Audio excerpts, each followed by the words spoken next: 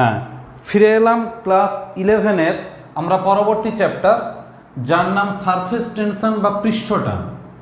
এই পৃষ্ঠটান চ্যাপ্টারে আমরা যে কনসেপ্টগুলো বা যে ধারণাগুলো আমরা শিখব সেগুলো কিন্তু অনেকটাই ক্লাস 9-এর মতো। অর্থাৎ ক্লাস 9-এ আমরা পৃষ্ঠটান যেটা পড়েছিলাম সেই রকমই কনসেপ্ট কিছুটা, আর কিছুটা আমরা অতিরিক্ত জিনিস শিখব।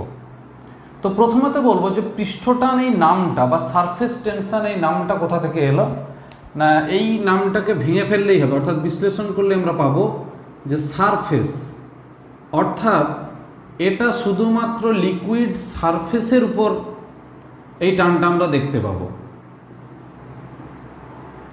অর্থাৎ কোনো একটা কন্টেনার বা পাত্রে যদি আমরা লিকুইড বা তরল পদার্থ রাখি, সেই তরলের ভেতরে আমরা কিন্তু টানটা লক্ষ্য করতে পারবো না।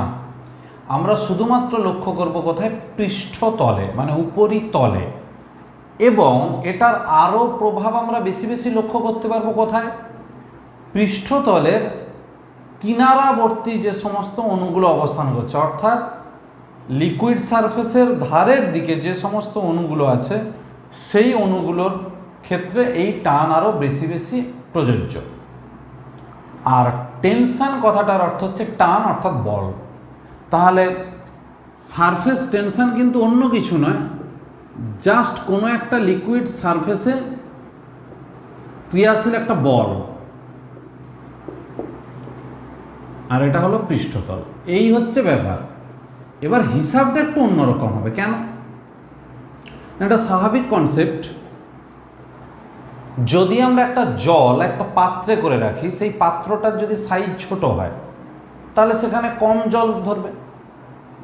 আমি ধরলাম যে একটা গ্লাসে কিছুটা পরিমাণ জল রেখেছি। আবার আমি যদি বলি যে একটা বড় হাঁড়িতে করে বা একটা বড় পাত্রে করে আমি জল রেখেছি, তাহলে স্বাভাবিক গ্লাসের জলের পরিমাণের থেকে হাঁড়ির বা ওই পাত্রের জলের পরিমাণ অনেক বেশি। সেক্ষেত্রে তাহলে ওই জল বেশি পরিমাণ ফোর্স বা টেনশন প্রয়োগ করবে বা ক্রিয়াশীল করবে। অর্থাৎ আমরা বলতেই পারি যে তখন যে গ্লাসের জলের থেকে ওই হাঁড়ি বা ওই বড় পাত্রের জলের পৃষ্ঠটান বা ফোর্স বেশি। সেই জন্য আমরা কিন্তু হিসাবটা আসবো একটু অন্যরকম, সেটা আমরা পরে আসছি। তার আগে বলবো যে এই পৃষ্ঠটান মানে পৃষ্ঠতলের টান আমরা কোথায় কোথায় দেখি। একদম গল্পের মতো বলছি, যে কোনো লিকুইড সারফেস, লিকুইড ড্রপ যেটাকে বলি, অর্থাৎ জলের ফোঁটা বা বৃষ্টির ফোঁটা বা পারদের ফোঁটা, বিভিন্ন যে সমস্ত ড্রপ, এটা হয় স্ফেয়ার। কেন? স্ফেরিক্যাল শেপ বা গোলীয় হয় কেন?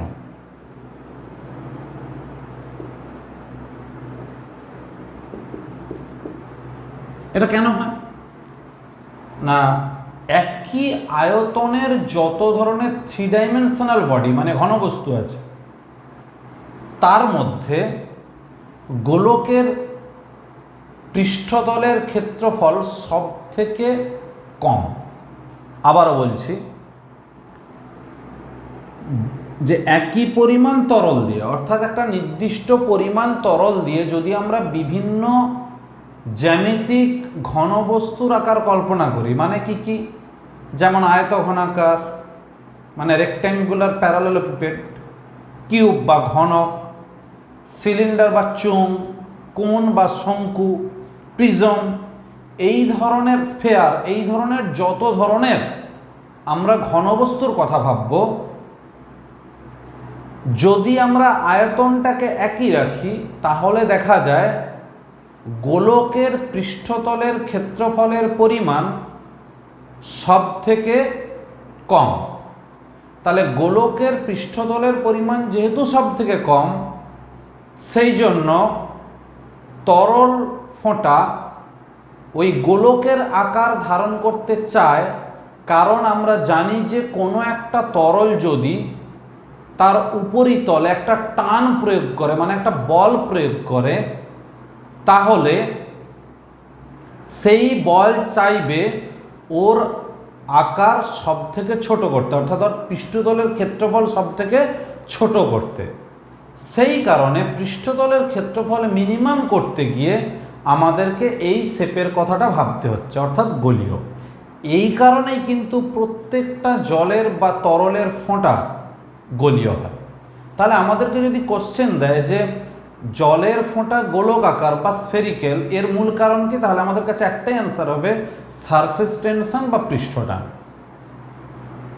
ঠিক এই একই কারণে আমরা যদি দেখি যে বিভিন্ন জলাশয়ের জলে ভাসমান কিছু পোকা দেখা যায়, খুব খেয়াল করলে আমরা দেখতে পাবো যে সেই পোকাগুলো জলের উপর দিয়ে খুব সুন্দরভাবে হেঁটে চলে বেড়াচ্ছে, অর্থাৎ পোকার ওয়েটটা খুবই কম, আর জলের বা সেই তরল সারফেসের মানে উপরিতলের যে পৃষ্ঠটানের পরিমাণ সেই ওজনের থেকে বেশি, অর্থাৎ পৃষ্ঠটান ওজনের জন্য নষ্ট হচ্ছে না, বা পোকার ওজন পৃষ্ঠটানজনিত বলকে কাটিয়ে ফেলছে না। সেই কারণে পোকা ওই জলের উপর দিয়ে হেঁটে চলে বেড়াচ্ছে। এবং আমরা দেখব যে যে জায়গাগুলোতে ওই পোকার পা পড়ছে, একটু যদি খুব সূক্ষ্মভাবে দেখি, বিশেষত আমরা ড্রেনে গেলে দেখতে পাবো ড্রেনের উপর কিছু পোকা হয়ে যায়। সেই হালকা পোকাগুলো যখন হাঁটাচলা করবে মনে হবে যেন জলের উপরিতল একটা টান টান চামড়ার মতো, যার উপর দিয়ে পোকাটা খুব সহজে হেঁটে চলে বেড়াচ্ছে। এবং সেক্ষেত্রে ওই পোকার পায়ের জন্য যে ফোর্স বা যে চাপটা দিচ্ছে, বা সেই চাপের জন্য পৃষ্ঠটানজনিত বল কিন্তু বিঘ্নিত হচ্ছে না, অর্থাৎ পৃষ্ঠটান বজায় থাকছে, পোকার ওজনটাকে সামলাচ্ছে। সেই কারণে পোকা কিন্তু সহজে হেঁটে চলে বেড়াচ্ছে। তাহলে আমরা এইটাকে আরেকটা এফেক্ট বলতে পারি যে জলের পোকা জলের উপর দিয়ে সহজে চলে বেড়ায়। এই ধরনের আরও কিছু আমরা যদি দেখি মেলাতে যাই, যেটাকে আমরা বাবলস বলি, সোপ বাবলস, অর্থাৎ আমরা দেখি যে সাবান জল বা শ্যাম্পু জলের একটা লিকুইড মানে একটা মিক্সচার তৈরি করে, একটা দ্রবণ তৈরি করে মেলাতে কোনো একজন লোক বিক্রি করছে এক ধরনের খেলনা, সে দেখাচ্ছে যে ওই একটা তারের একটা রিং করা থাকে, ওই রিংয়ে ওই লিকুইডে ডুবিয়ে দিল, মানে ওই শ্যাম্পু জল বা সাবান জলে ডুবিয়ে একটা পাতলা সর তৈরি করে, সেই সরে যদি আমরা ফুঁ দিই তাহলে দেখা যাবে যে অনেক সোপ বাবুল বা সাবান বুদবুদ বাতাসে উড়ে বেড়াচ্ছে। প্রত্যেকটা সোপ বাবুলের শেপ কিন্তু হয় স্ফেরিক্যাল বা গোলীয়, অর্থাৎ গোলক আকার। এটাও কিন্তু ওই মূল কারণ সারফেস টেনশন বা পৃষ্ঠটান। তাহলে তরলের পৃষ্ঠটানের জন্য এই রকমের আমরা বেশ কিছু ঘটনা কিন্তু লক্ষ্য করি।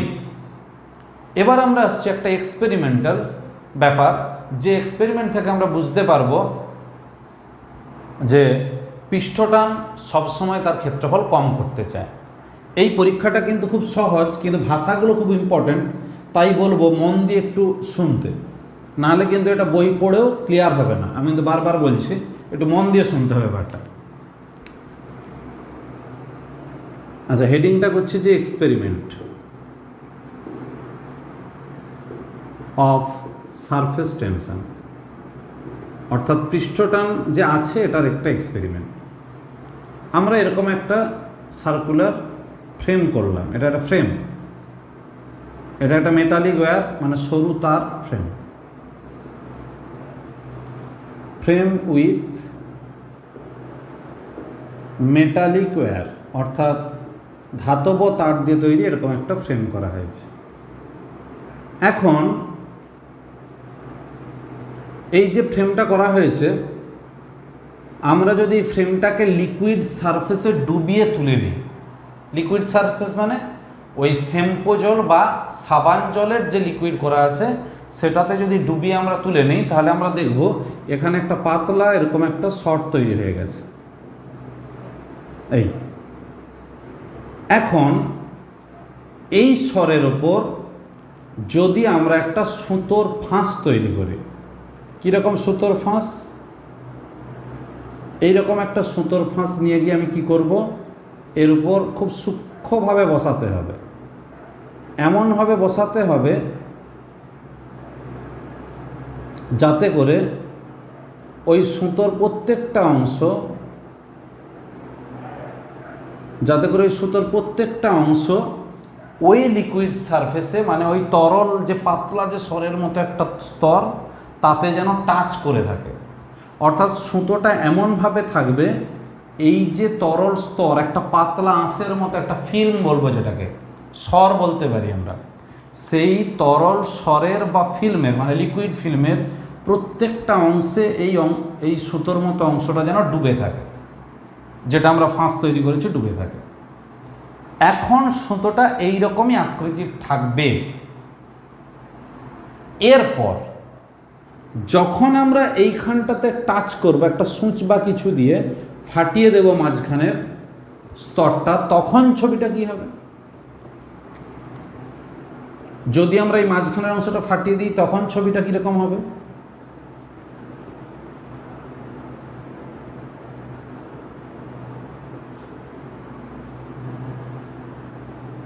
তখন এটা হয়ে যাবে গোল।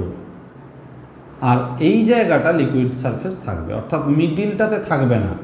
এখানে নো ফিল্ম, এখানে কোনো ফিল্ম নেই, এই ধারটা আছে। তো এখন কোশ্চেন উঠে আসছে যে যখন আমি মাঝখানের অংশটা ফাটিয়ে দিলাম, এটা বৃত্তাকার অংশ নিল কেন? এবং এক্সপেরিমেন্টালি দেখা গেছে যে আমি যদি এই রকমও ফ্রেম নিই, আমি যদি রেক্ট্যাঙ্গুলার শেপেরও ফ্রেম নিই, তাহলেও কিন্তু এই মাঝখানটা বৃত্তাকারই হবে। এখন প্রশ্ন হচ্ছে যে কেন? না, কারণ হলো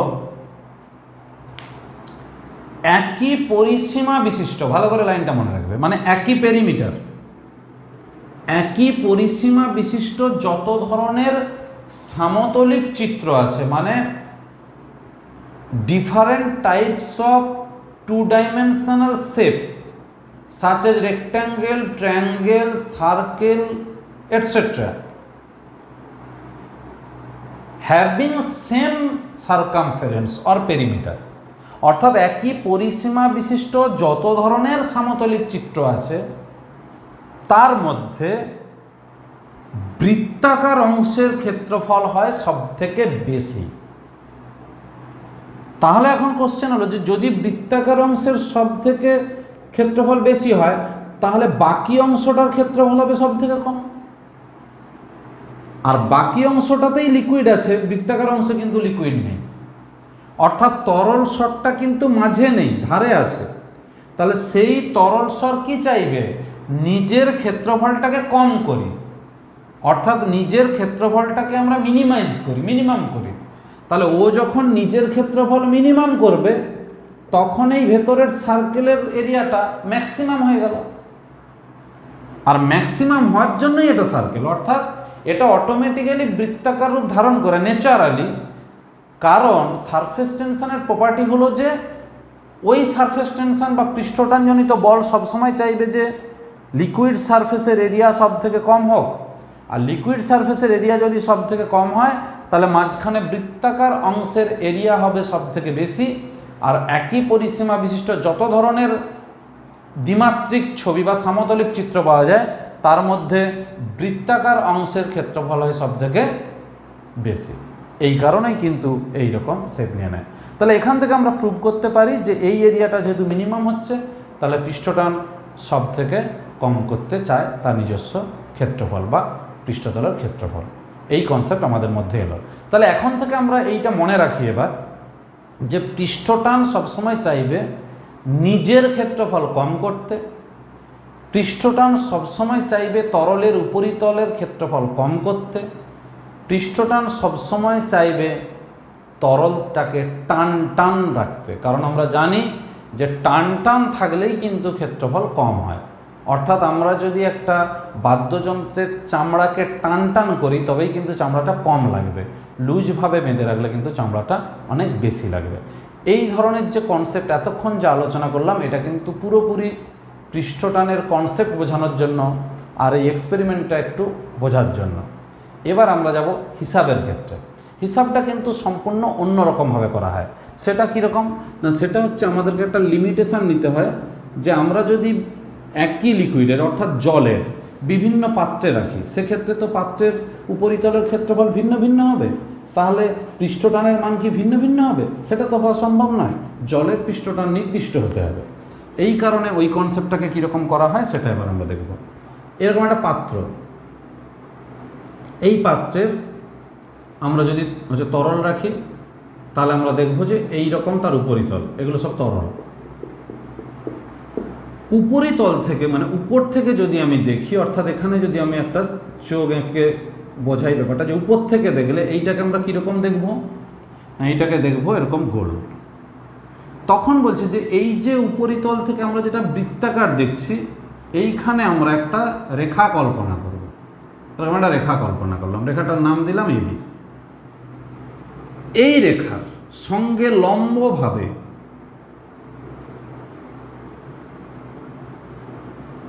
উভয় দিকে,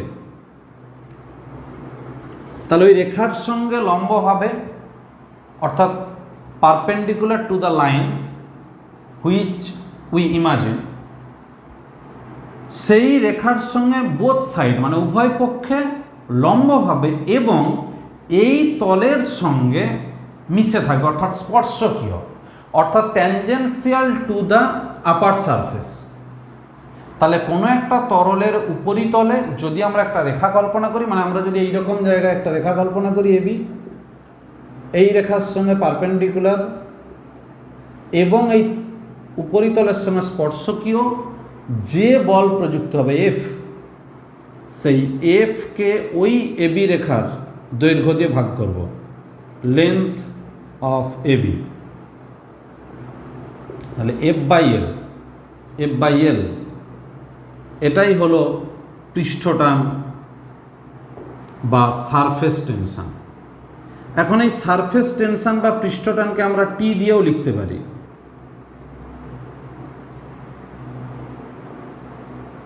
ডিনোটেড বাই টি অলসো, অর্থাৎ আমরা সারফেস টেনশন বা পৃষ্ঠটানকে টি দিয়েও প্রকাশ করতে পারি, এস দিয়েও প্রকাশ করতে পারি। তাহলে আমরা বলতেই পারবো যে বল বাই দৈর্ঘ্য। এখন প্রত্যেকটা পাতলা সারফেসের দুটো পিঠ হয়, এপিড ওপিঠ।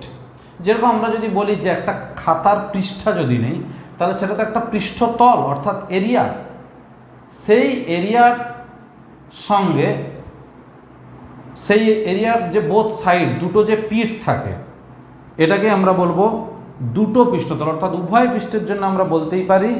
তাহলে এখান থেকে আমরা ভাবতে পারি যে এ ফিজিক্যাল টু কত হয়, S L for both sides of surface, তখন এফ ড্যাশ হবে 2f, মানে হলো 2SL।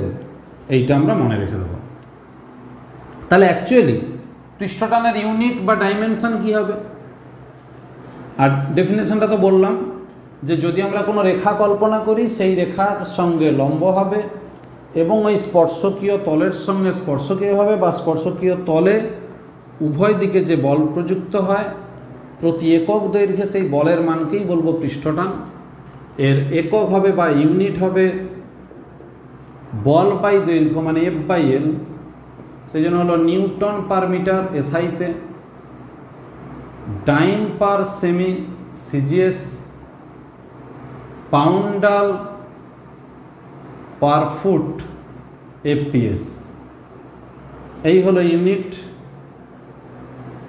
ডাইমেনশন এটা হবে M L T to the power -2 by L হবে M T to the power -2। তাহলে ইউনিট, ডাইমেনশন, এইগুলো সমস্তগুলো হলো। এবার আসছি আমরা surface tension depends upon the following factor, অর্থাৎ কোন কোন বিষয়ের ওপর কিভাবে ডিপেন্ড করে সেটাতে আমরা আসছি।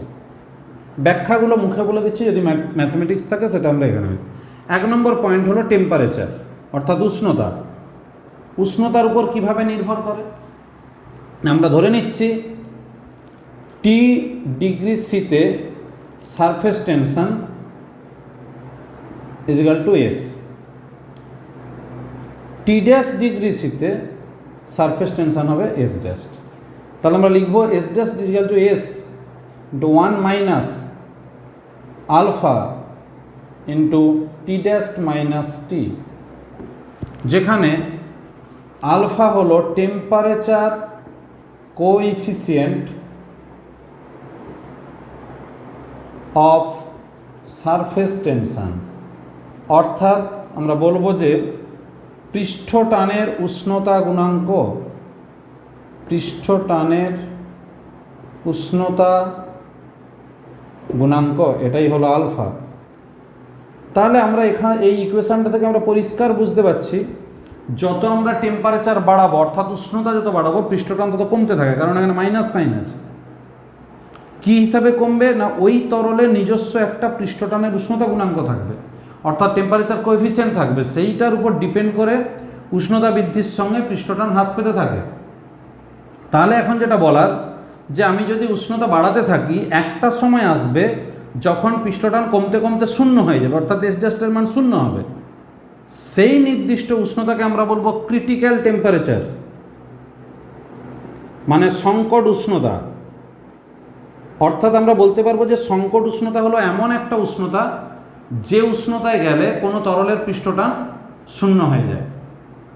এই হলো উষ্ণতার প্রভাব। এবার আমরা আসছি ঘনত্বের প্রভাব।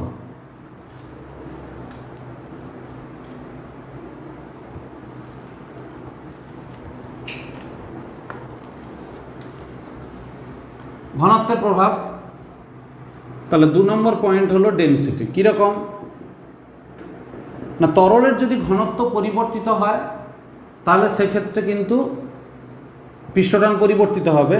সম্পর্ক হলো এস সমান এ ইন্টু, এখানে আমরা লিখব rho minus rho dash whole to the power 4। A হলো কনস্ট্যান্ট, যেখানে রো কি না, রো হলো ডেনসিটি অফ লিকুইড, মানে যে তরলটার আমরা পৃষ্ঠটান হিসাব করছি সেই তরলটার ঘনত্ব, আর রো ড্যাস্ট হলো density of saturated vapour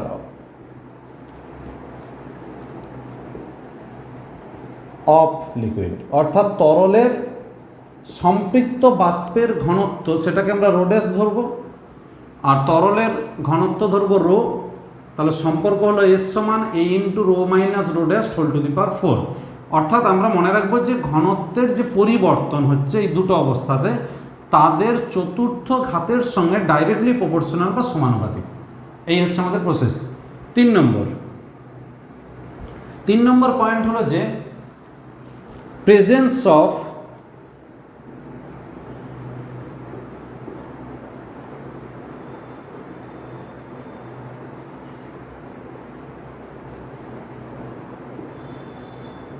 ডিসলভিং substance, অর্থাৎ আমি ওই লিকুইডে কি মেশাচ্ছি বা কি তাতে দ্রবীভূত হচ্ছে তার উপর ডিপেন্ড করবে ওর পৃষ্ঠটানটা কীভাবে পরিবর্তিত হয়। যদি আমরা অর্গানিক মেশাই কোনো একটা লিকুইডের সঙ্গে, অর্গানিক মানে আমরা যদি জৈব পদার্থ মিশিয়ে দিই তাহলে হবে সারফেস টেনশন ডিক্রিজেস, অর্থাৎ পৃষ্ঠটান তখন কমে যাবে।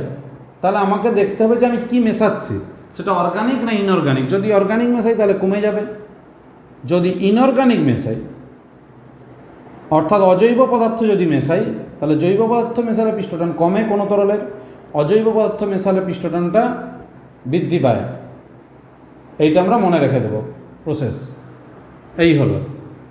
তারপর আমরা আসছি পলিউশন। 4 নম্বর পয়েন্টে আসছি আমরা পলিউশন। অর্থাৎ আমরা জানি যে পলিউটেড মানেই হলো একটা বাজে জিনিস, অর্থাৎ সেই লিকুইডের যে সমস্ত বৈশিষ্ট্য আছে সেগুলোকে নষ্ট করে দেয়। সেই জন্য পলিউশন হলেই কি হবে, সারফেস টেনশন কিন্তু ডিক্রিজ করবে, অর্থাৎ কমে যাবে। অর্থাৎ আমরা যদি বিশুদ্ধ জল ধরি আর একটা দূষিত জল ধরি তাহলে আমরা দেখব যে বিশুদ্ধ জলের ক্ষেত্রে সারফেস টেনশন বেশি, আর দূষিত বা অবিশুদ্ধ জলের ক্ষেত্রে পৃষ্ঠটান কম। এরপর আমরা আসছি মিডিয়াম অ্যাবভ লিকুইড সারফেস, অর্থাৎ তরল তলের উপরের যে মাধ্যম সেটার উপর।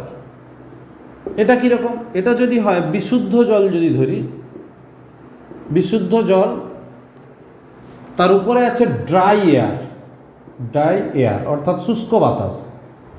শুষ্ক বাতাস হলে তখন কি হবে, এক পৃষ্ঠটান হয় 72 ডাইন পার সেমি।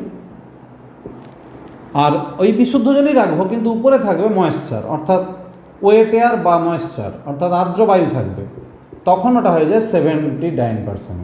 অর্থাৎ এটা আমরা ভ্যালু দিয়ে মনে রাখছি বিশুদ্ধ জল বলে, যেটা আমাদের বেশি বেশি কাজে লাগে, কিন্তু এটা বিভিন্ন লিকুইডের ক্ষেত্রে বিভিন্ন হবে। সেখানে জলীয় বাষ্প থাকতে পারে, সেই লিকুইডের ভেপার থাকতে পারে, সেক্ষেত্রে প্রত্যেকটার ভ্যালু কিন্তু আমাদের পক্ষে মনে রাখা সম্ভব নয়। আমরা জলেরটা মনে রাখবো একটা এক্সাম্পল হিসাবে, এটাই পয়েন্ট আকারে আমরা লিখব। এবার আসছে আমরা চার্জ করলে, যদি আমরা চার্জ করি সে পজিটিভলি আর নেগেটিভলি, তাহলে চার্জিং, এফেক্ট অফ চার্জিং, অর্থাৎ যদি আমরা একটা লিকুইডে পজিটিভ অর নেগেটিভ যে কোনো চার্জ দিই, তাহলে কি হবে, সারফেস টেনশন ডিক্রিজ করে যাবে, অর্থাৎ পৃষ্ঠটান কমবে। মানে এরকমটা ভাবা উচিত নয় যে নেগেটিভ হলে কমবে, পজিটিভ হলে বাড়বে, এরকম ব্যাপারটা নয়। যে কোনো চার্জ আমরা দিলেই কী হবে, তার সারফেস টেনশনটা কমে যাবে, অর্থাৎ পৃষ্ঠটান হ্রাস পাবে। এই পয়েন্টগুলো আমরা একটু মনে রাখবো। এবার আমরা আসছি সারফেস এনার্জি কনসেপ্ট।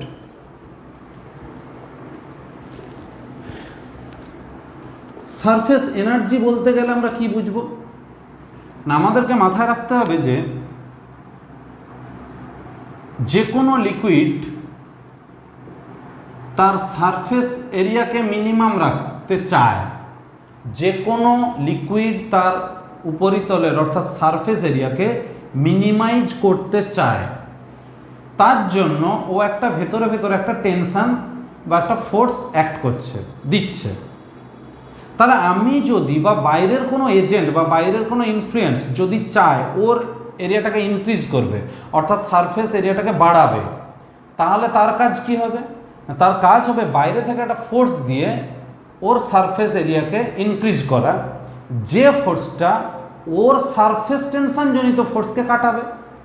অর্থাৎ সহজভাবে বললে আমরা কি বলবো, যে কোনো একটা তরলের পৃষ্ঠটান চায় সেই তরলের ক্ষেত্রফল কম থাকুক, অর্থাৎ সব থেকে কম হোক বা সর্বনিম্ন হোক, কিন্তু বাইরে থেকে একটা বল প্রয়োগ করা হচ্ছে, যে বল দ্বারা আমরা ওই তরলের উপরিতলের পৃষ্ঠতলের ক্ষেত্রফল বাড়াতে চাই।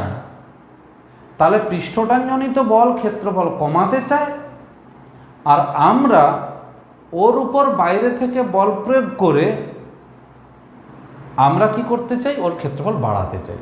তাহলে আমাকে যে বলটা দিতে হবে সেটা অন্তত পক্ষে পৃষ্ঠটানের সমান বল দিতে হবে বা তার বেশি। তাহলে পৃষ্ঠটানজনিত বলের বিরুদ্ধে বল প্রয়োগ করে আমরা যদি তরল স্তরের সাইজ বা আকার বৃদ্ধি করতে পারি বা তার ক্ষেত্রফল বৃদ্ধি করতে পারি, তাহলে আমরা একটা কাজ করলাম বাইরে থেকে, অর্থাৎ বাইরের যে ইনফ্লুয়েন্স একটা কাজ করলো, সেই কাজ বা সেই কার্য ওর মধ্যে একটা এনার্জি রূপে স্টোর হয়ে যাবে, অর্থাৎ ওই লিকুইডের মধ্যে একটা এনার্জি রূপে স্টোর হবে।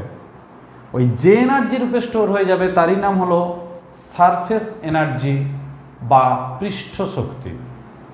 এই পৃষ্ঠ শক্তির ডেফিনেশনটা একটু বড়, আমি আবারও বলছি, কোনো তরলের পৃষ্ঠটান চায় ওই তরলের ক্ষেত্রফল সর্বনিম্ন করতে বা কমাতে। যদি ক্ষেত্রফল বৃদ্ধি করতে হয় তাহলে বাইরে থেকে বল প্রয়োগ করে ওর পৃষ্ঠটানজনিত বলের বিরুদ্ধে বল প্রয়োগ করে ক্ষেত্রফল বৃদ্ধি করতে হয়। এই ক্ষেত্রফল বৃদ্ধি করার জন্য যে কাজ করতে হয় বা যে কার্য করতে হয়, সেই কার্য ওই তরলের মধ্যে যে শক্তিরূপে জমা থাকে তাকেই বলবো পৃষ্ঠ শক্তি। কিন্তু এর হিসাবটা কীরকম হবে, একক ক্ষেত্রফল বৃদ্ধিতে যে কৃতকার্য। তাহলে ডেফিনেশনটা আমরা মনে রাখবো যেটা বললাম। আর এর হিসাবটা কি বা পরিমাপটা কি না, পরিমাপ হলো ক্ষেত্রফল বৃদ্ধিতে কৃতকার্য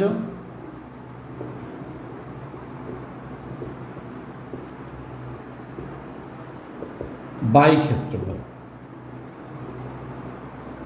এটাই হলো পৃষ্ঠ শক্তি। তাহলে আমরা এখন পৃষ্ঠ শক্তির হিসাব বা তার যে সম্পর্ক প্রতিষ্ঠা করব। তাহলে আমরা কি করব, relation of surface energy with surface tension. আমরা পৃষ্ঠটানের সঙ্গে পৃষ্ঠ শক্তির রিলেশন আমরা করতে যাচ্ছি। কীরকম? আমরা একটা ফ্রেম তৈরি করছি প্রথমে।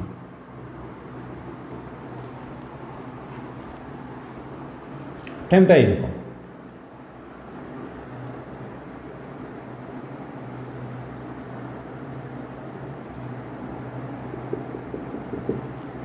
এই যে এবি বাহু যেটার নাম দিলাম, এই এবি বাহুটা মুভেবল, মানে চলনক্ষম, অর্থাৎ আমি এই ফ্রেমের মধ্যে দিয়ে এবি বাহুটাকে সরাতে পারি। এখন এই পজিশানে আছে, তাহলে এখন একটা লিকুইড সারফেস আমরা তৈরি করে রেখেছি। এখানে একটা লিকুইড সারফেস আছে, তরল স্তর। তাহলে এই তরল স্তরের পৃষ্ঠটানজনিত বল এই বাহুটাকে ব্যালেন্স করে রেখেছে। তাহলে সেই পৃষ্ঠটানজনিত বল কত? এফ। তাহলে পৃষ্ঠটানজনিত বল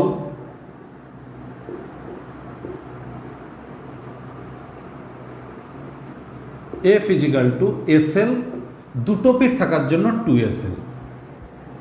এই এখন আমরা বাইরে থেকে আর একটা ফোর্স দিতে চাই, এফ টেস্ট। তাহলে F test equal to F. তাহলে আমরা অন্তত পক্ষে কোন বল দেব? এই বল 2SL, মানে যে বল দিয়ে বাহুটাকে টেনে রেখেছে ওই দিকে, সেই বলটা আমাকে অন্তত পক্ষে দিতে হবে। এই বল দিয়ে যদি আমরা এবি বাহুকে সরিয়ে নিয়ে আসি এইখানে, এই সরণটা যদি ধরে নিই ডিএক্স, তাহলে সেক্ষেত্রে কৃতকার্য কত হবে? ডাব্লিউ ইজিক্যাল টু হবে এফ ডিএক্স ডিডাব্লিউ সমান 2SL ডিএক্স। অতএব surface energy equal to d W by increase in area সমান 2SL ডিএক্স বাই, এবার এই এরিয়াটা কতটা বৃদ্ধি হলো, এরিয়া বা ক্ষেত্রফল কতটা বাড়লো না, আমরা এর দৈর্ঘ্য ধরেছি এল, তাহলে এল ইন্টু ডিএক্স, দুটো পাত থাকার জন্য, দুটো ফিট থাকার জন্য এটা কাটাকাটি করে হলো এস। তাহলে surface energy E equal to energy, surface energy এটাকে বলছি, ই ইজিক্যাল টু এস। তাহলে আমরা মনে রাখবো ই ইজিক্যাল টু এস, মানে যেটাই সারফেস টেনশন সেটাই হলো সারফেস এনার্জি। কিন্তু একটা কন্ডিশন, কি কন্ডিশন? টেম্পারেচার রিমেন্স কনস্ট্যান্ট, অর্থাৎ উষ্ণতাকে একই থাকতে হবে, উষ্ণতা চেঞ্জ হওয়া যাবে না। তাহলে ই ইজিক্যাল টু এস, তাহলে সারফেস টেনশন এবং সারফেস এনার্জি ইকুয়াল হলো। এবার আমরা আসছি সারফেস এনার্জির unit and dimension.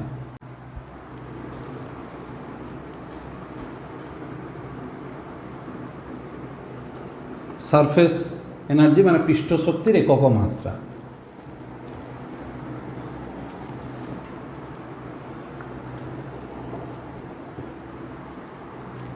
Unit unit কি হবে? জুল পার মিটার স্কোয়ার, মানে শক্তি বাই ক্ষেত্রফল। আর পার সেমি স্কোয়ার সিজিএস, আর foot poundal by foot square, এই হলো এফপিএস। এটা হলো একক। আর ডাইমেনশন বা মাত্রা কি হবে? M L square T to the power -2 by L square সমান M T to the power -2। এই হলো একক আর এই হলো মাত্রা। এবার আমরা আসছি এক্ষুনি যে সমীকরণটা প্রুভ করলাম, যে যদি উষ্ণতা একই থাকে, তাহলে স্টার চিহ্ন দিয়ে করছি এটা, ইফ দি টেম্পারেচার চেঞ্জেস, যদি উষ্ণতা পরিবর্তিত হয়, তাহলে দি রিলেশন বিটুইন সারফেস এনার্জি মানে পৃষ্ঠ শক্তি এবং পৃষ্ঠটান, এদের মধ্যে শক্তি হবে, এদের মধ্যে সম্পর্ক হবে, শক্তি বলছি সম্পর্ক, যদি উষ্ণতার পরিবর্তন ঘটে, তাহলে সম্পর্ক কি হবে? E equal to S minus T dS by dT, যেখানে টি হলো অ্যাবসলিউট টেম্পারেচার মানে পরম স্কেলে উষ্ণতা, absolute temperature of the liquid surface, ওই যে তরল তল তার উপরিতলের পরম স্কেলে উষ্ণতা, dS/dt rate of change in surface tension মানে পৃষ্ঠটানের পরিবর্তনের হার কার সঙ্গে, উইথ টেম্পারেচার। তাহলে উষ্ণতার সঙ্গে পৃষ্ঠটান পরিবর্তনের হার সেটাকেই বলবো আমরা dS/dt।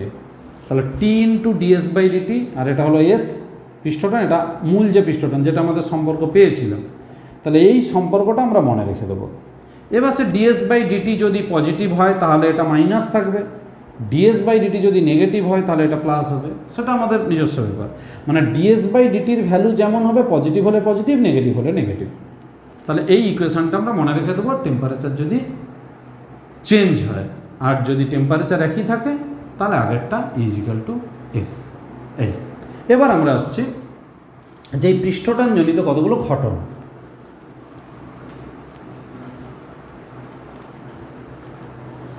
বেশ কিছু ঘটনা আমাদের চোখে পড়ে, যেটা আমি প্রথমেও বলেছি, আবারও একটা একটা করে বলছি।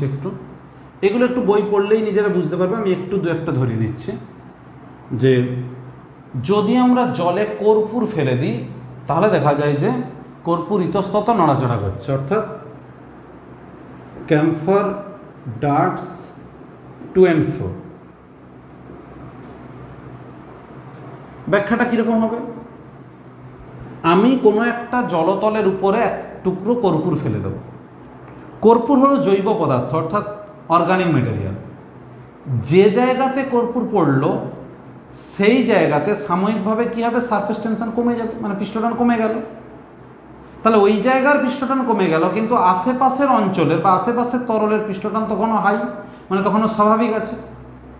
সেই কারণে আশেপাশের অঞ্চলের তরল তার বেশি পৃষ্ঠটানের জন্য ওই কর্পূরকে তাদের দিকে টানবে, অর্থাৎ কর্পূর তখন ওই জায়গা থেকে অন্য জায়গায় চলে যাবে। যেখানে চলে গেল আবার সেখানে পৃষ্ঠটানজনিত বলের পরিমাণ কমে গেল, আশেপাশে তখনও পৃষ্ঠটানজনিত বলের পরিমাণ বেশি, তখন সেই বেশি পৃষ্ঠটান আবার চাইবে ওই কর্পূরের টুকরোকে টেনে নিতে নিজের দিকে। এইভাবে কর্পূর ওই তরলের উপরিতলে বারবার এদিক ওদিক ছোটাছুটি করবে। এটাই হলো পৃষ্ঠটানের ব্যবহারিক প্রয়োগ। অর্থাৎ আমরা লক্ষ্য করব যে কর্পূর এদিক ওদিক কেন ছোটাছুটি করছে, তার ব্যাখ্যা স্বরূপ আমাদের উত্তর হবে পৃষ্ঠটান। এরপর আসছে আমাদের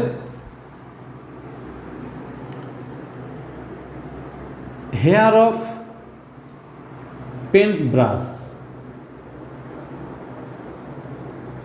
অর্থাৎ আমরা যে রং করা তুলি দেখি তার যে রং বা তার যে আমরা বলি আঁশগুলো, সেইগুলো কি হয়, খুব কাছাকাছি চলে আসে হোয়েন ইট ইজ ওয়েট। এটা আমরা পেন ব্রাশটা ওয়েট, অর্থাৎ যদি আমরা একটা রং করা ব্রাশ বা তুলিকে যদি আমরা ভিজিয়ে দিই তাহলে দেখবো যে তার আঁশগুলো এক জায়গায় চলে আসে। এটা কেন? যখন শুষ্ক অবস্থায় ছিল তখন ওখানে বাতাস ছিল, তখন কোনো পৃষ্ঠটানের অস্তিত্ব ছিল না। যখন ওই তুলিটাকে আমি ভিজিয়ে দেব তখন ওই তুলির প্রত্যেকটা আঁশের সঙ্গে আঁশের মধ্যে একটা পাতলা তরল স্তরের সৃষ্টি হবে। যে তরল স্তর চাইবে যে তার উপরিতলের ক্ষেত্রফলটা কম হোক, অর্থাৎ ওইটা এমন একটা শেপের তৈরি করবে, অর্থাৎ আঁশগুলোকে নিয়ে এমন ছোট জায়গার মধ্যে জড়ো করে দেবে যাতে ওই তরল স্তরের উপরিতলের ক্ষেত্রফল সর্বনিম্ন হয়। এই কারণে কিন্তু আঁশ জুড়ে যায়। আবার যদি আমরা এটাও লক্ষ্য করব যে ওই আঁশটাকে বা ওই তুলিকে যদি আমরা ওই তরলের মধ্যে বা রং করা জলের মধ্যে ডুবিয়ে দিই অনেকটা, ভেতরে যখন যাচ্ছে, অর্থাৎ যখন তরলের ভেতরে ঢুকে যাচ্ছে তখন কিন্তু আঁশগুলো আবার আলগা হয়ে যাচ্ছে। যখন আমি তুলছি জল থেকে, ওর গায়ে যখন লিকুইডটা লেগে থাকছে তখনই আমরা দেখব যে আঁশগুলো এক জায়গায় জড়ো হয়ে যাচ্ছে। এটাই হলো এই পৃষ্ঠটানের জন্য, কারণ পৃষ্ঠটান চাইবে তার ক্ষেত্রফল সব থেকে কম, এই কারণে আঁশগুলো এক জায়গায় জড়ো হয়ে যায়। তারপরে অশান্ত সমুদ্র, টার্বুলেন্ট সি কামস ডাউন,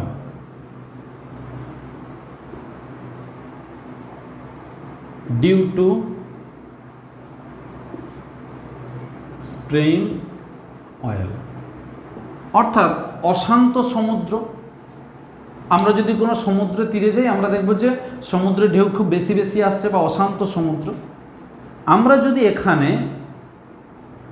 অনেকটা পরিমাণ তেল ছিটিয়ে দিতে পারি বা ছড়িয়ে দিতে পারি বা সমুদ্রে ঢেলে দিতে পারি, তাহলে দেখা যাবে যে ঢেউটা কমে যাচ্ছে। এর কারণ কি? এর কারণ হলো আমরা যদি সমুদ্র তীর থেকে সামান্য দূরবর্তী স্থানে তেল ঢালতে পারি, তাহলে সেই জায়গার জলে তেলটা মিশে যাবে। আর যখনই তেল মিশে যাবে, তেল হলো জৈব পদার্থ মানে অর্গানিক ম্যাটেরিয়াল, ওই জায়গার পৃষ্ঠটান কমে গেল, তাহলে ওই জায়গাতে আর পৃষ্ঠটানের পরিমাণটা কম। তখন দূরবর্তী যে সমুদ্রের যে ভেতরের দিকগুলো, সেই জায়গার জলের পৃষ্ঠটান অনেকটাই বেশি, তখন সেই জায়গার জল এই সমুদ্র তীরবর্তী জলকে টেনে নিতে চাইবে, অর্থাৎ সমুদ্রের ভেতরের দিকে টেনে নিতে চাইবে, ফলে ওই জায়গায় ঢেউ কিছুটা হলেও কমে যাবে। এখন প্রশ্ন উঠতে পারে যে আমরা কি তাহলে ঢেউ কমানোর জন্য তেল ছিটিয়ে পরীক্ষা করব? না। দেখা যায় যে সমস্ত জায়গায় অ্যাক্সিডেন্টালি তেল ঢালা হয়ে যায় সমুদ্রে, সেই জায়গাতে ঢেউ কম, বা যে সমস্ত জায়গাতে তৈল খনিগুলো আছে সেই জায়গাতে সমুদ্র খুব শান্ত হয়ে যায়। সেখান থেকে এইরকম একটা কনসেপ্ট বা ব্যাখ্যা করা যেতেই পারে। এবং এই সেম ঘটনা যদি আমরা দেখি যে জলের উপর হচ্ছে তেল ঢেলে দিলে, oil is poured on water, যদি আমরা যদি আমরা জলের উপর তেল ঢেলে দিই, যে জায়গাটাতে তেল ঢাললাম সেই জায়গার পৃষ্ঠটান কমে যাবে, আশেপাশের পৃষ্ঠটান তখন বেশি, তখন ওই আশেপাশের জল ওই তেল সমেত জলটাকে সব দিকে টানতে থাকে। এই জন্য আমরা দেখি যে তেল যখন যেখানে ফেলা হয় সেই জায়গার জলটা কিন্তু ছড়িয়ে পড়ে বা তেল সমেত জলটা ছড়িয়ে যায়। এর কারণ একটাই, ওই জায়গার পৃষ্ঠটান কমে গেল, তখন তার আশেপাশে বাকি সমস্ত অংশের পৃষ্ঠটান বেশি থাকে। বেশি থাকার জন্য সেই অংশটা ওই তেলযুক্ত জল বা তরলকে নিজের দিকে টানতে থাকে, এই জন্য তেল ওই জলের উপর দিয়ে ছড়িয়ে পড়তে থাকে। এটাই হলো যখন আমরা জলের উপর তেল ঢালব। এই সেম ব্যাখ্যা যদি আমরা খুব সূক্ষ্মভাবে পরীক্ষা করি, দেখা যাবে যে এরকম একটা পাত্রে এরকম একটা লিকুইড সারফেস, এর উপর একটা সরু সূঁচ রেখে দেওয়া হয়েছে, এটা নিডিল। অর্থাৎ আমরা যদি সরু সূঁচ রেখে দিই, দেখা যায় সূঁচটা কিন্তু তরলের উপর ভেসে আছে, কিন্তু এই রাখার সময় খুব খেয়াল করতে হবে যে সূঁচটা তরলের মধ্যে ডুবে না যায় এবং সূঁচের প্রত্যেকটা অংশ যেন ওই তরলের উপর টাচ করে থাকে। অর্থাৎ জাস্ট তরলের উপরিতলে আমি সূঁচটাকে আস্তে করে যদি বসাতে পারি, তাহলে দেখবো যে সূঁচটা কিন্তু ভেসে রয়ে যাচ্ছে। এর কারণ কি না, সূঁচের ওয়েটটা খুব একটা বেশি নয়, খুব অল্প, কারণ সূঁচ হালকা হয়। ওর ওজন যদি আশেপাশের পৃষ্ঠটানজনিত বলের থেকে কম হয় তাহলে কিন্তু ভেসে যাবে। তাহলে ভেসে যাওয়ার শর্তটা কি, যে weight of the needle less than force due to surface tension, অর্থাৎ পৃষ্ঠটানজনিত বলের থেকে ওর ওজনটাকে কিন্তু কম হতে হবে। এটাই হলো শর্ত। এই কন্ডিশনটা যদি আমরা রাখতে পারি তাহলে দেখবো যে সূঁচ কিন্তু ভেসে থাকছে। এরপর আমরা যেটা আসছি ক্যাপিলারিটি, অর্থাৎ যেটাকে আমরা নাম দিচ্ছি কৈশিকতা, বাংলায় বলবো কৈশিকতা। তো এই কৈশিক কথাটা তোমরা ছোটবেলাতেও শুনেছো, কোথায়? জীবনবিজ্ঞান পড়তে গিয়ে শুনেছিলে যে মূল মাটি থেকে কৈশিক জল শোষণ করে। অ্যাকচুয়ালি জলের প্রপার্টির জন্য কৈশিক জল নয়, নলের প্রপার্টির জন্য কৈশিক জল হয়ে যায়। আজকে আমরা যেটা পড়বো কৈশিক নলটাই পড়ব। অর্থাৎ যে কোনো সরু প্রস্থচ্ছেদের নলকেই বলবো কৈশিক নল। তাহলে প্রথমে হচ্ছে ক্যাপিলারিটি, তারপর হচ্ছে ক্যাপিলারি টিউব। তো ক্যাপিলারি টিউব আর কিছু নয়, tube having very small cross section. অর্থাৎ যদি কোনো নল আমরা পাই যে নলের প্রস্থচ্ছেদের ক্ষেত্রফল খুব কম, তাকে আমরা বলবো ক্যাপিলারি টিউব বা কৈশিক নল। বোঝা গেল কথাটা? তাহলে এই কৈশিক নল কোথায় ছিল না মূল রোম, অর্থাৎ রুটের যে অংশ ছিল বিভিন্ন বা মূলের গাছের যে মূলের যে বিভিন্ন অংশ ছিল তার মধ্যে আমরা একটা অংশ দেখেছিলাম মূল রোম, যেটা খুব সরু নলের মতো হয়, যে কিন্তু মাটি থেকে জলটাকে শোষণ করে, সেই জন্য আমরা নাম দিয়েছিলাম ক্যাপিলারি ওয়াটার। তো আজকে আমরা পড়ছি সেই ক্রস সেকশন খুব কম এরকম নল। তাহলে নলটা যদি এই রকম দেখতে হয়, আমরা আমাদের বোঝার জন্য এটাকে বড় করে আঁকছি, আমরা আঁকবো এইরকম। এটাই হলো একটা ক্যাপিলারি টিউব। তো যদি এই ক্যাপিলারি টিউবে আমরা কোনো একটা লিকুইড রাখি,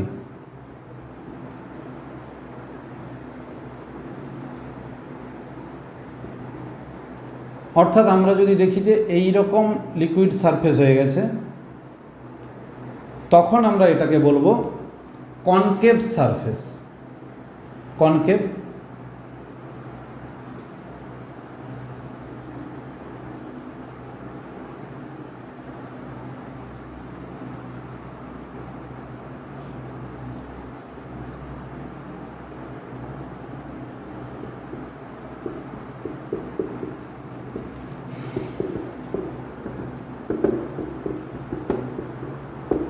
এটাকে বলবো কনভেক্স সারফেস। তাহলে এটা অবতল, আর এটাকে বলবো উত্তল। অবতলের বেলা আমরা কিন্তু পরিমাপ করব এইখান থেকে। তাহলে আমরা বলবো যে যে তলটা থেকে আমরা মাপছি তরল সেখান থেকে উপরে উঠে গেছে, সেই জন্য এটাকে বলা হবে রাইজ, অর্থাৎ উপরে ওঠা। আর উত্তলের বেলা আমরা মাপবো এই লেভেলটাকে। তাহলে এখান থেকে এটা নেমে গেছে, এক্ষেত্রে এই এইচটাকে বলবো আমরা ফল। অর্থাৎ এটাকে বলবো তরলের আরোহণ, এটাকে বলবো তরলের অবনমন। আমি আরেকবার এইখানটায় একটু বড় করে এঁকে দিচ্ছি ডান দিকটা।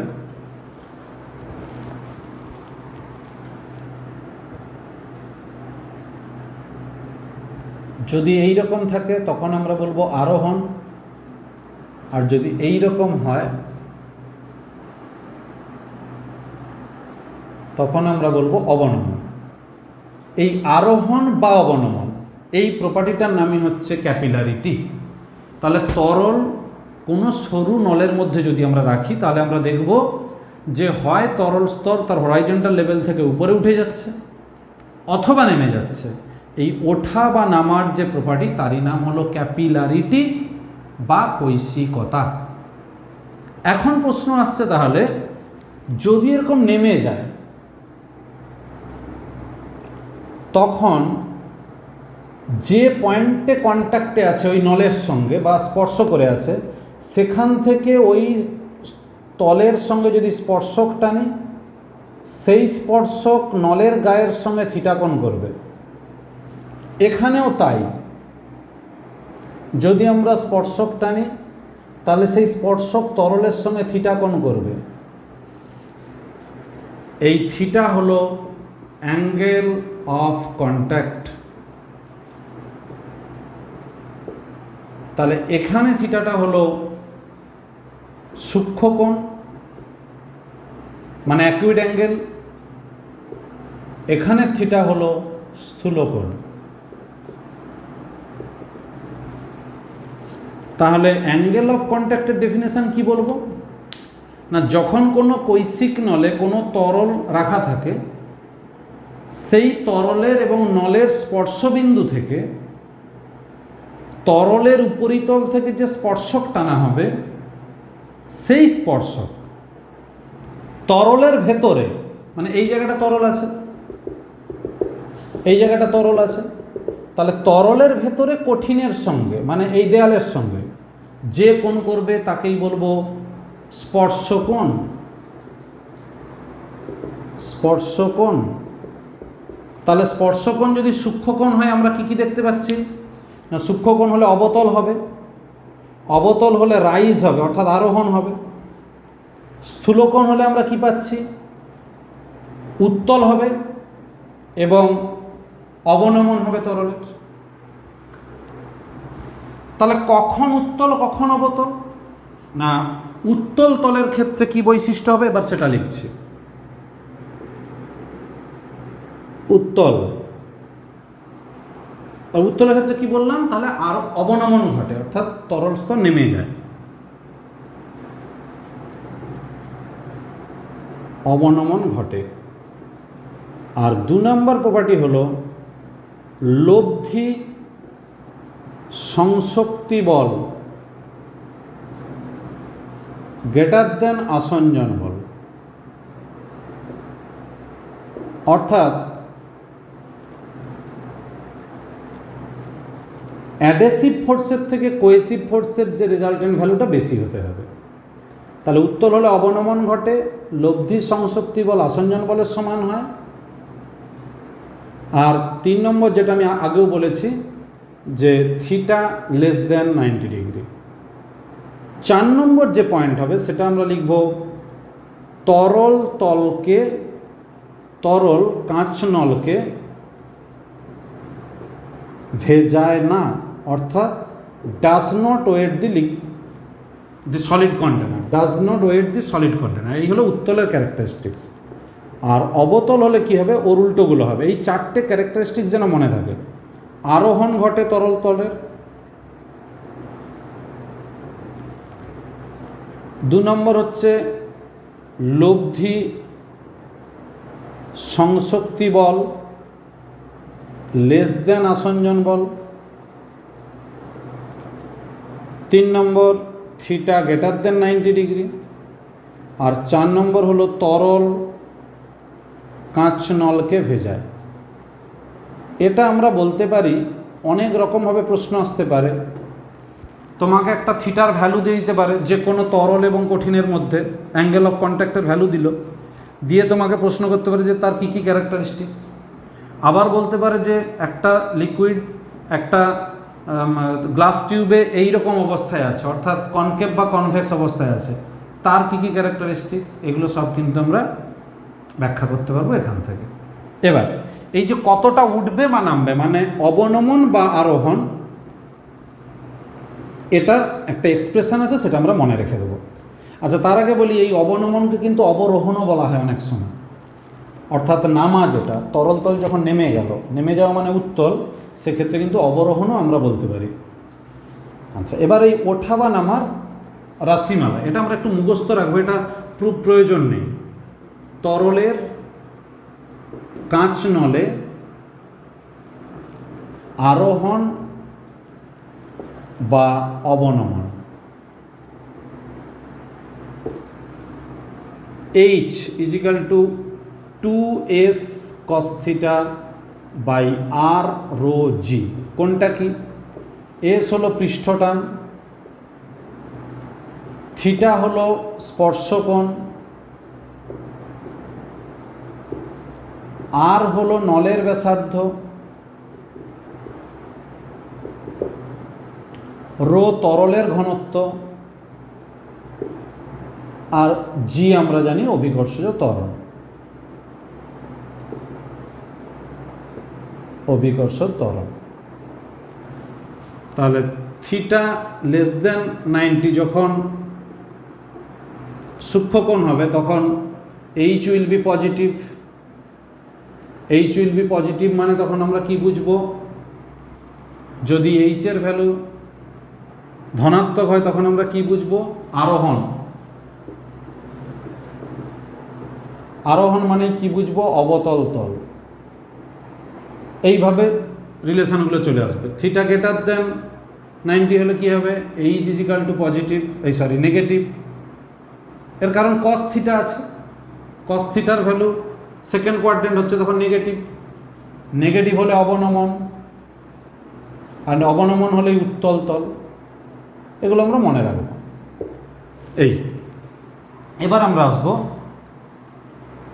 যে কোনো লিকুইড ড্রপ যখন ভেঙে যায়, অর্থাৎ আমরা এটা বলতে পারি যে যখন একটি তরল ফোঁটা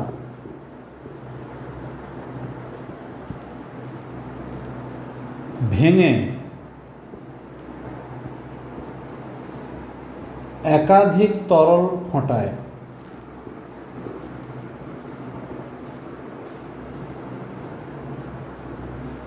পরিণত হয়, সেক্ষেত্রে ওয়ার্ক ডান মানে কৃতকার্য ইজিক্যাল টু কী হবে? পৃষ্ঠটান ইন্টু ক্ষেত্রফল বৃদ্ধি। কতটা ক্ষেত্রফল বৃদ্ধি পেল অতগুলো ফোঁটাতে ভেঙে যাওয়ার জন্য, তার সঙ্গে পৃষ্ঠটানকে আমরা গুণ করে দেবো। এটা কিন্তু অঙ্কের জন্য খুব কাজে লাগবে, এটা আমরা মনে রাখবো। আরও একটা অঙ্কের জন্য আমাদের মনে রাখতে হবে, এটা যখন তরল ফোঁটা হবে তখন এটা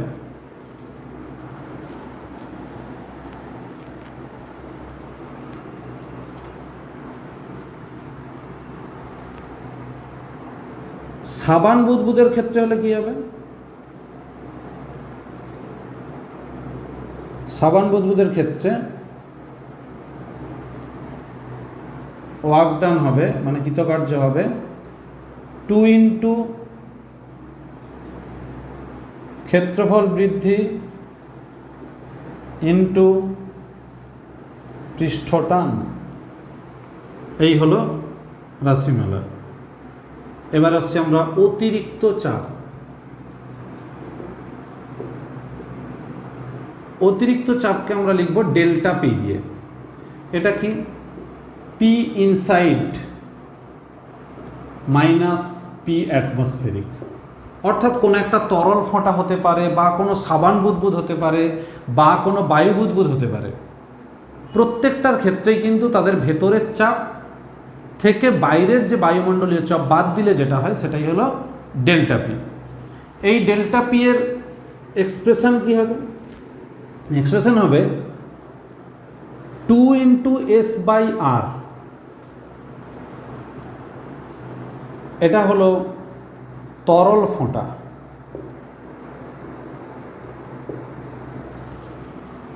delta P equal to 2s by R.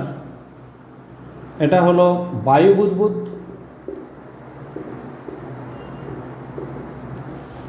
Delta P equal to 2 into 2s by R. এটা বলবো সাবান বুদবুদ। এবার এই যে মনে রাখাটা, এটা কীভাবে মনে রাখতে হয় এর জন্য আমি একটা প্রসেস বলি, যেটা কিন্তু থিওরিটিক্যাল ঠিক নয়, আমি এটা মনে রাখার জন্য বলি, সেটাও বলছে এটা মনে রাখবো। তরল ফোঁটা মানে কি? ভেতরটা তরল, বাইরে হচ্ছে বায়ু। তাহলে চেঞ্জ কতবার? মানে মিডিয়াম চেঞ্জ কতবার? একবার। মিডিয়াম চেঞ্জ একবার, এটা আমি মনে রাখার জন্য বলি। বায়ু বুদবুদ, বায়ু বুদবুদ মানে এয়ার বাবলস। যখন আমরা গ্লাসে জল ঢালি তখন কি হয়? এটাতে বায়ু, আর এটা হচ্ছে তরল। এখানে মিডিয়াম চেঞ্জ একবার।